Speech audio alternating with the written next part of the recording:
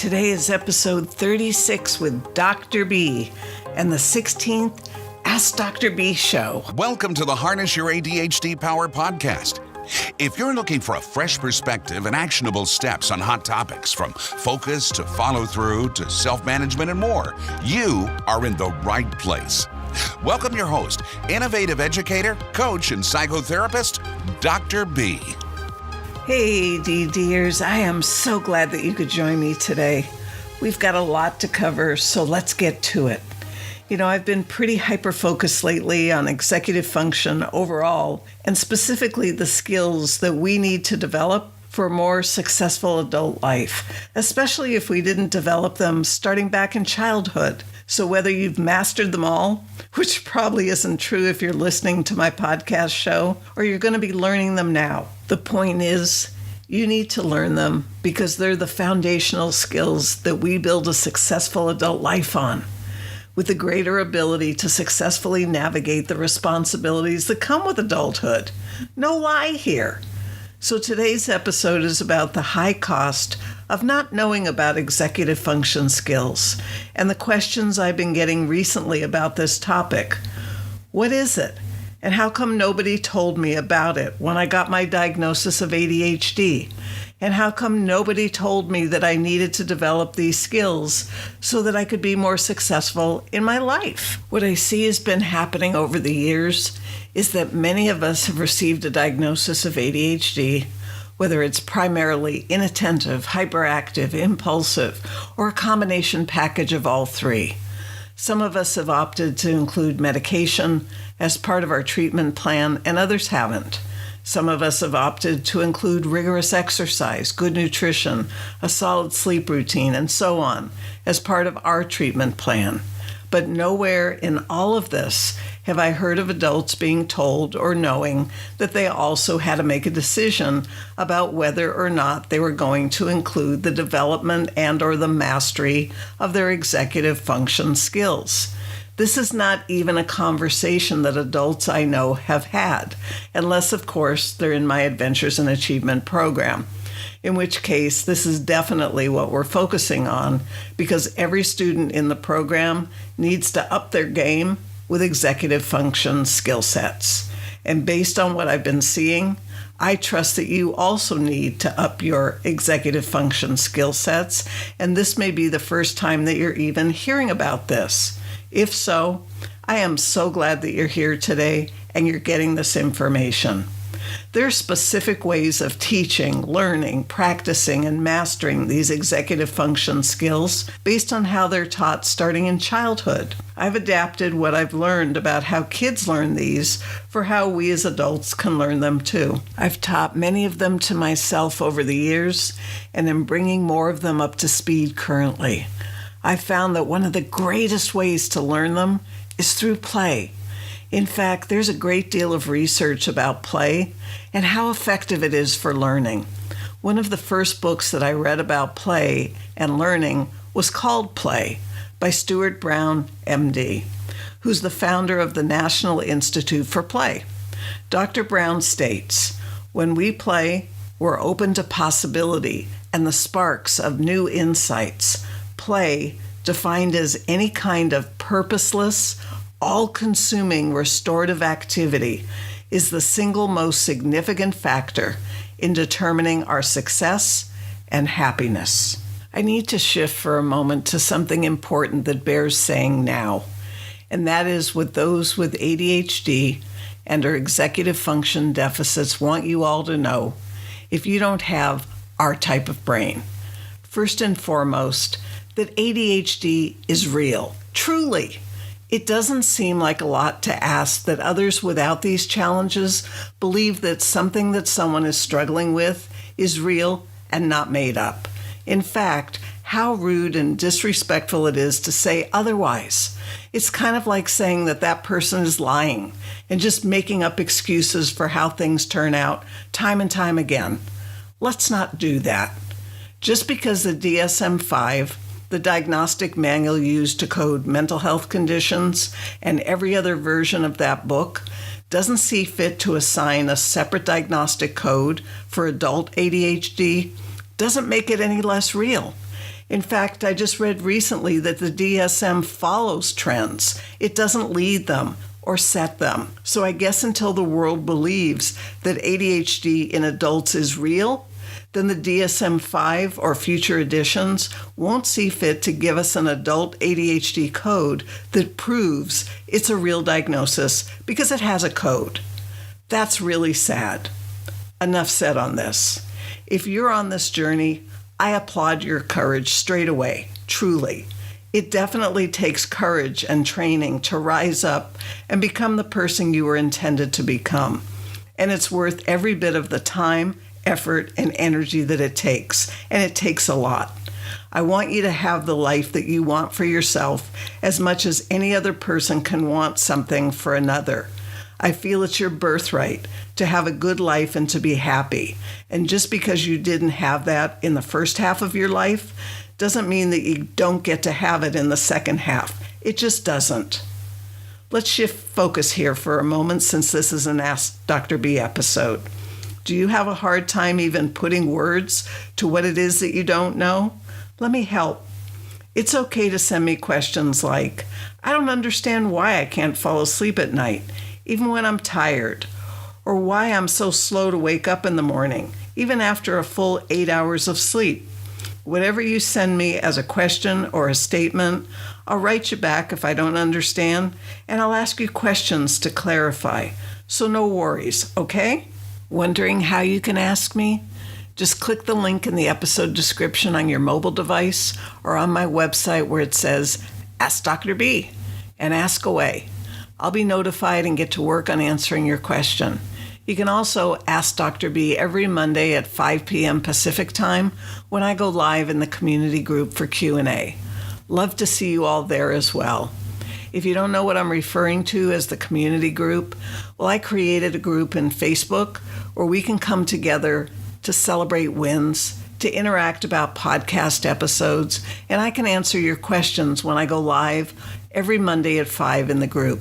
So please friend me on Facebook and then ask to join that community. And whether this is your first or your 36th time of listening to my show, you're going to hear me say time and time again that you are not what you do or don't do, that you're more than that we are not defective or less than as people, as human beings, that we're just wired differently. And that difference doesn't have to be a bad thing. Once you understand what activates you, how to sustain efforts with the least amount of stress possible, and you have a lot of new tools to live your best life, it's my hope that you're going to get some of what you need here. I have a question for you, and it's about your state of mind and your wins. I continue to ask you about your wins, and I encourage you to acknowledge and celebrate them every single day because they matter. Every win that you acknowledge and celebrate with emotional authenticity is changing your neurology, meanings, and mindset in a positive way.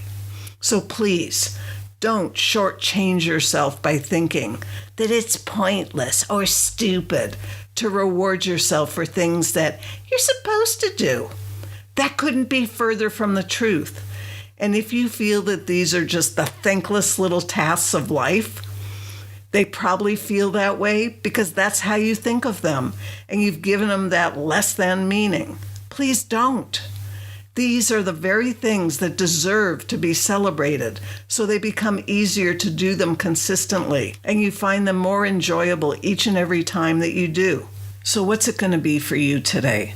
Maybe you finally took action on something that you've only been trying to take action on for months now. That's a win. Perhaps you figured out what really lights you up, and you started eliminating everything else that you could that isn't essential to your life. That's a win. Maybe you decided to live each day with intention as a formal practice. That's certainly a win. You get the point. Celebrate all of them. And none of this half-hearted celebrating. Mean it. Exaggerate your emotions. Yes, wow, awesome. You want your acknowledgement and your celebration to register in your physiology. You know, many of us need a higher level of stimulation or intensity for things to register. So if that's you, give that to yourself and exaggerate your celebration of your wins so that you can actually feel it. Today's episode is all about answering the questions that you have about issues or challenges that you experience as an adult living with ADHD and offering you hope. How much time do we have? Not much. So let's get to it. Thanks to those of you over the years who have shared your questions and your concerns with me about ADHD and executive functions. You've been instrumental in the focus of today's episode on the high cost of not knowing about executive functions and their relationship to ADHD. This podcast is sponsored by Pure Potential with Dr. B. You can head over to drbarbaracohen.com and find the podcast show notes, grade free content from Dr. B, plus programs and services. That's drbarbaracohen.com. Now back to being an adult with ADHD in today's world.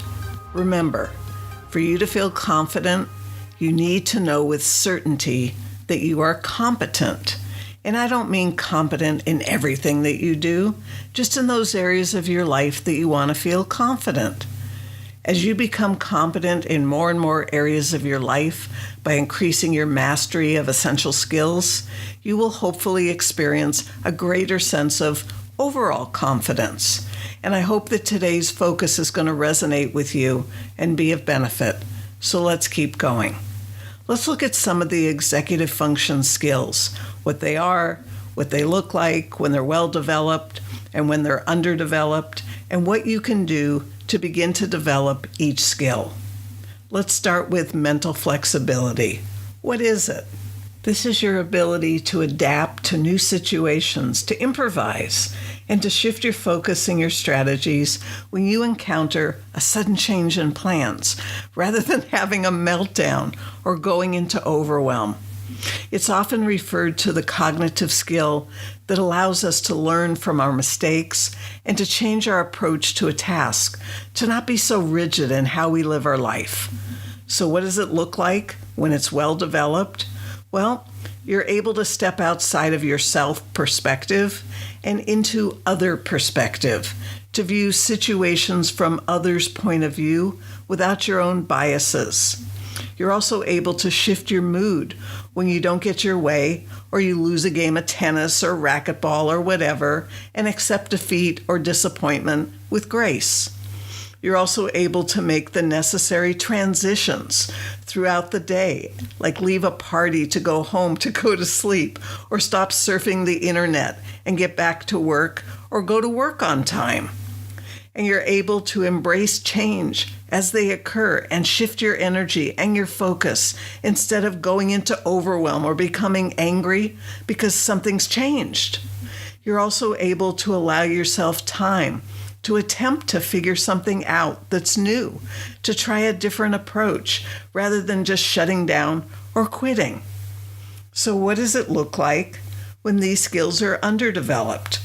Well, it's difficult, or you can't even adapt to a change in plans, not very easily, or easily change your own plans. You tend to stay mentally or emotionally stuck in stuff from the past and ruminate or dwell on that. You could even become oppositional, insistent, or even indignant in new situations where you're having trouble adapting or fitting in.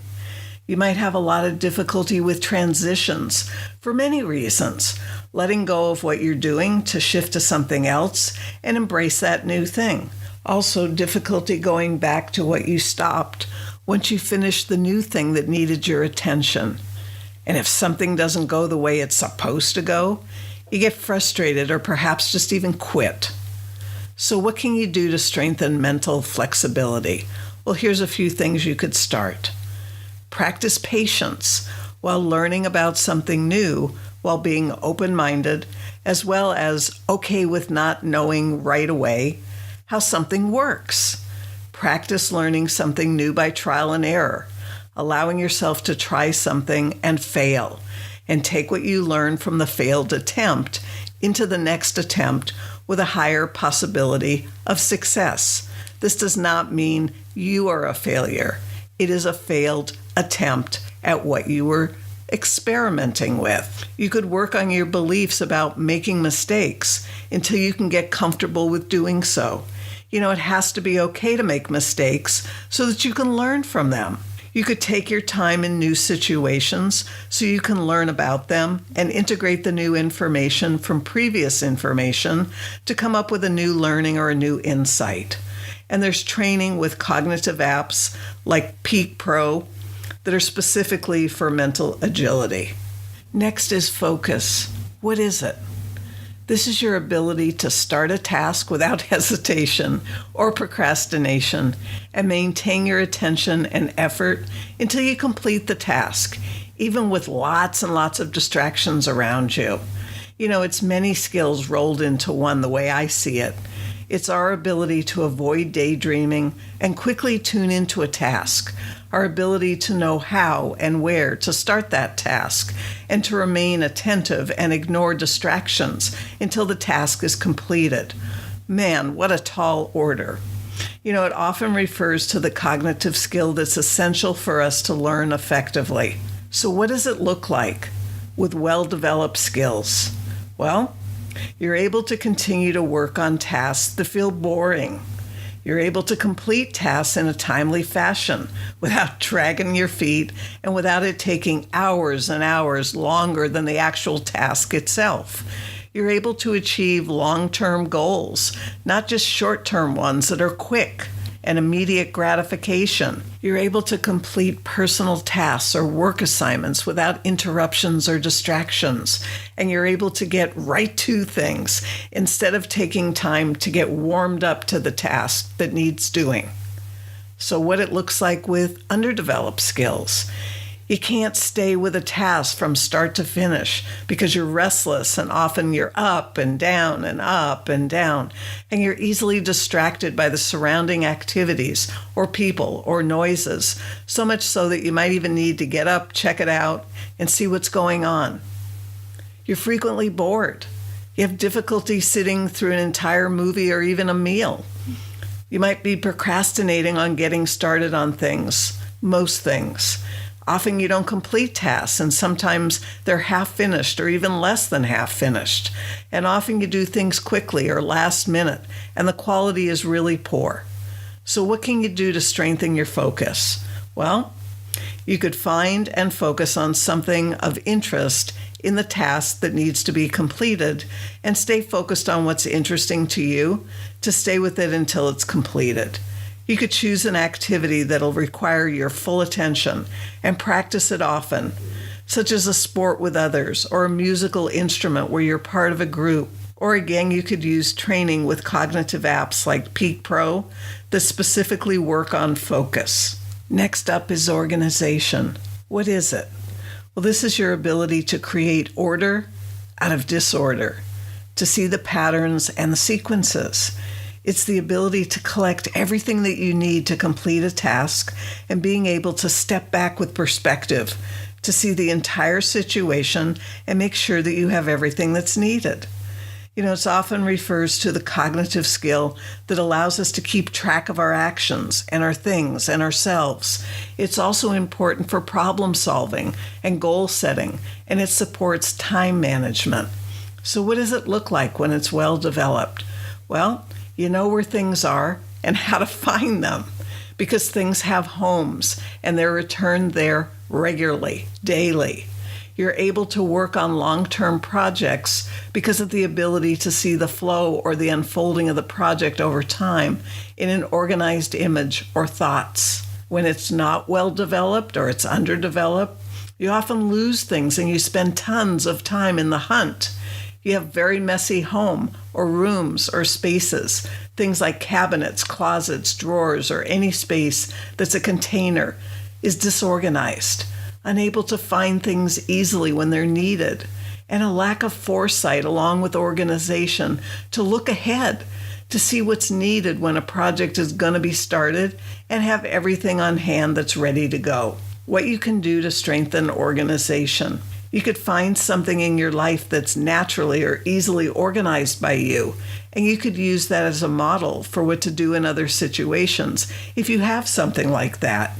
You could get help learning to break down tasks into smaller ones and learning to see the organizational flow in the smaller ones. That's also there in the larger task. You could use calendars or organizers, and that's fine, so long as you have the ability to use them. And again, training with cognitive apps such as Peak Pro, and focus on how each training game is organized to achieve its goals. The next one is planning. So what is it? This is your ability to develop strategies to accomplish goals. It's taking the time before you start a task to think it through and know that you're competent to start and finish the task. This has many steps, from the thinking it through to the gathering of materials that are needed to the actual taking step by step until the goal is achieved. It also includes noting how realistic the goal is, having the foresight to see possible obstacles to achieving the goal, and planning for alternative ways so that you do achieve the goal. It's often referring to the cognitive skill that also includes foresight, and both are necessary for goal-directed behavior. So what does it look like when it's well developed? Well, you're able to plan for work, personal, and social activities without dropping the ball on any of them or getting overwhelmed. And you're good at scheduling activities, and you're able to look ahead and anticipate the supplies or the tools that are going to be necessary to successfully complete a task and have them available and ready to go. And you're able to effectively prioritize activities using criteria to plan the sequence. And when they're underdeveloped, you have difficulty setting priorities or goals. You have difficulties with the step-by-step processes, even though it's spelled out.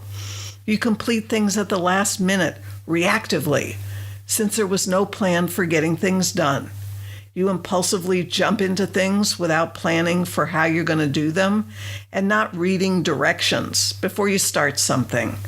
Often living in the moment, in time, instead of transitioning back and forth through time. So what can you do to strengthen planning? Well, you could practice and improve your foresight because it's an important and effective planning skill. You could create a checklist for something that's long-term or larger than immediate, and you could go over it with a friend to see that you've considered everything in the plan and the list. You could plan an outing and then go on the outing and see if what you planned and scheduled included everything that was needed to have a successful trip, and you would learn from the experience. And then again, there's the training with cognitive apps like Peak Pro and planning how you're going to approach the training game rather than just jumping in and doing it without a plan. The next one is self-awareness. So what is it? Well, this is your ability to accurately judge your own performance, behavior, and skills. It's being aware of yourself, your feelings, sensations, thoughts, the meaning that you put to things. It helps us to learn from our mistakes, to accept criticism, and to listen and understand the feelings of others. It often refers to the cognitive skill that allows us to be aware of ourselves from outside of ourselves, what the impact of our actions is going to be on others. So what does it look like when it's well developed? Well, you're able to identify what you need to learn in order to successfully complete a task. You understand your personal strengths and your weaknesses. You're able to use self-talk or self-instruction, and you walk yourself through a task with, first I'll do this, and then this. You're able to both understand and articulate personal feelings. You understand how your behavior impacts others. You're willing to be honest in your evaluation of yourself, and you're able to recognize the needs of others and meet them. And what it looks like when it's underdeveloped? Well, you have a lot of difficulty getting outside of yourself and understanding other people's perspective. You have difficulty understanding the nonverbal cues or communications from others. There might be frequent conflicts with others due to misunderstandings. You might behave inappropriately due to a lack of self-awareness of your impact on others. There might be difficulty with you being honest and accurate in assessing yourself. Instead, you might be embellishing. It's unlikely that you would make or take the time to double check your work, and so you make simple mistakes. And here's what you can do to begin to strengthen self-awareness. You can practice making predictions and then seeing if your predictions are close to what the outcome is. What's going to happen if? You can express yourself aloud and hear what it is that you're thinking rather than just thinking it inside your head. You can get ready to engage in an activity in advance and prepare by anticipating what's needed, to show up intentionally, to have the experience be what it is that you want it to be, rather than whatever it is that it becomes. And again, there's training with cognitive apps such as Peak Pro, and pay attention to your self-awareness as you do the training. Next up is self-control. What is it? This is your ability to control your feelings and your behaviors in order to make good decisions while also dealing with impulsive urges and frustrations. It's the ability to not take action until you've engaged in your thinking and decided that it's a right or appropriate action to take. It often refers to the cognitive skill that allows us to regulate behavior and emotions. It helps us to think before we act. It's the ability to stop, think, and then act, rather than impulsively act first and regret it afterwards. And here's what it looks like when it's well developed. You're able to step back and assess a social situation or a work situation and understand what's going on before joining in or saying anything. You're able to use good judgment when you're crossing a street or driving a car or using a knife or making a decision. You're able to understand the need for waiting your turn and able to regulate yourself so that you can wait your turn and not impulsively jump in at a turn. You're able to manage your emotions and feelings well enough so that you can handle disappointment or frustration well and not get overwhelmed or have a meltdown. And you're able to accept constructive criticism without becoming defensive or angry, and have a positive rather than a negative self-image. And when it's underdeveloped, you might act out with anger or frustration when you need to wait your turn or you need to wait to receive something that you asked for and you want it now. You might act out in frustration when you find some task too difficult for you to start or stay with or finish. You might tend to blurt out or not wait your turn or the appropriate time when you're supposed to be speaking. You might be overly aggressive in your language or physically with others. And you might do things at the last minute and do sloppy work, and that's okay with you. Here's what you could do to start strengthening self-control. You could practice stop and go often. You could time yourself and get yourself to honor the timer and the purpose of practicing stop and go. You could practice with others stop and go and taking turns and reading social cues of timing. You could practice working with your own frustration and tolerating the distress that it might be causing you. And again, you could do training with cognitive apps such as Peak Pro, specifically on self-control, which is included in many of the training games. Next is time management. So what is it? This is your ability to prioritize tasks and complete things in a timely fashion because you understand the passing of time and you're actually aware of its passing. It also refers to sticking to a schedule once you've planned it and scheduled it. And it often refers to the cognitive skill that allows us to accurately estimate the time that things are going to take us and start when it's time to do so. So what does it look like when it's well developed? Well, you're good at planning and scheduling. You're able to judge how long something will take to complete. You're able to complete tasks in a timely fashion. You're able to prioritize activities effectively. You're able to anticipate accurately the time that's needed to complete a long-term project, and you get started on time. And when they're underdeveloped, you often rush through tasks because of poor time estimating or planning, or you take too long to get ready for work or any activities, or you spend more time procrastinating than actually doing the work, or you have difficulty estimating accurately how long it'll take to complete a task, or you often stay up very late to complete work assignments or other tasks that are due.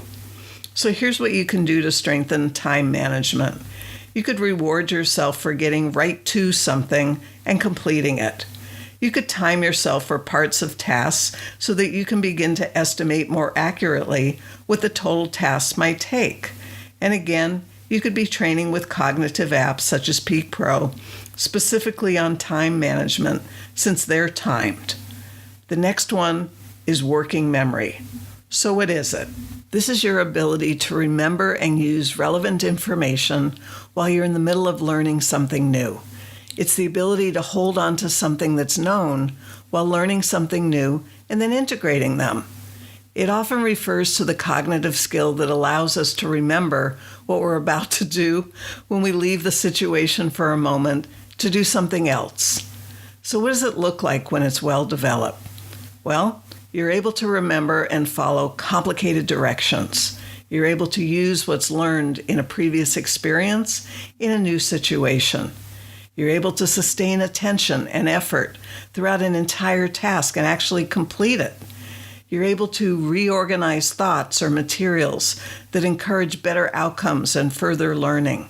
You're able to maintain a level of engagement while you're performing a task, and even when you're shifting activities within a given task. And when it's underdeveloped, you can only remember the first or the last things in a series of directions. You have difficulty with tasks that include more than one step. You forget what you were doing in the middle of doing it. You might be absent-minded and often need help remembering directions to do tasks. Maybe difficulty retelling a story in your own words, and being very confused when attempting to complete multi-step problems or tasks. So here's something that you can do to strengthen working memory. You could practice remembering the first piece of information while learning a new piece and then recalling the original piece of information. You could practice rehearsing, chunking to build strength with working memory. And again, you could train with cognitive apps like Peak Pro that specifically work on working memory.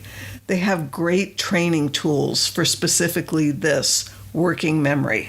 I hope what I've shared helps you to have a basic understanding of what these skills are. As to the high cost of not knowing about them and acquiring them, I hope I've been able to show you how not pursuing the learning and the mastery of these skills will stand in your way for so many things that you want to do with your life and make it that much more difficult to try and achieve or just do because of these missing skills. Well, that's it for executive function skills today.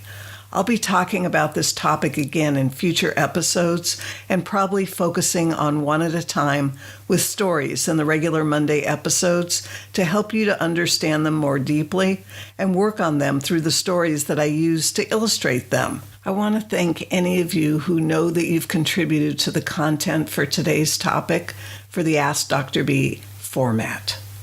A favorite quote. Ray Bradbury said, "Life is trying things to see if they work." The question I have for you at this point of our journey together is, are you willing to try new things, fail at some of them, and get back up and try something new again and again until you're satisfied with your outcome? If you haven't been, I hope you'll start today.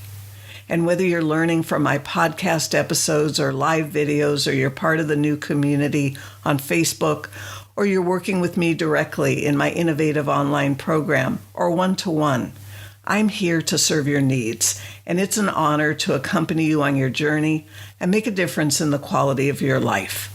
New episodes are released on Mondays and Thursdays, and as a subscriber, the newest episode is going to be in your feed by 1 a.m. Pacific time.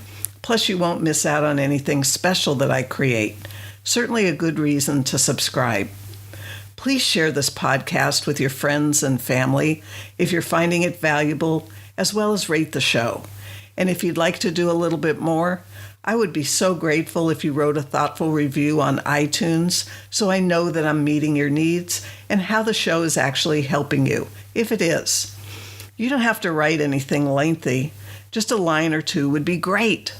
I love hearing from you, reading your reviews, learning about your struggles and how the show is benefiting you and those you care about.